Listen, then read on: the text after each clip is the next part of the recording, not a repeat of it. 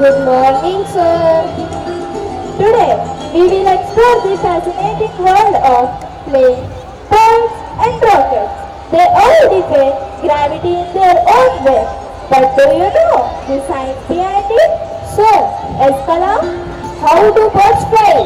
Is it because of their wings? Excellent question, Kalam. Yes, wings play a crucial role, but it's not just about having wings. It's about how the air moves around them. This is called aerodynamics. Can anybody say the meaning of aerodynamics? Sir, give chance to others, Kalam. Yes?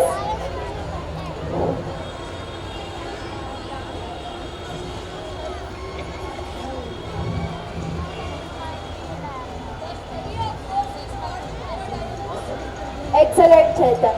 Let me explain.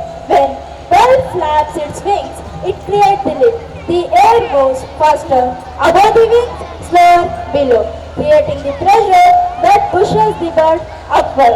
Nature has its own way of engineering. Kalam, I see. You're already thinking deeply. Now, imagine this.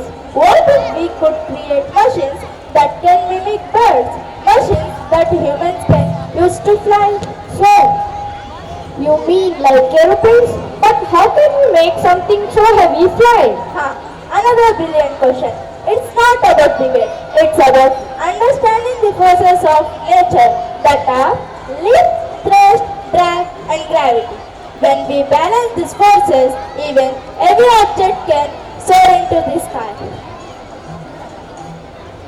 Sir, I want to learn more. I want to understand how to build such machines. And you will, Kalam. Science has no boundaries, no barriers. It doesn't care of caste, religion or status. It all requires is curiosity, effort and dream. Remember, the sky is not the limit. It's just the beginning.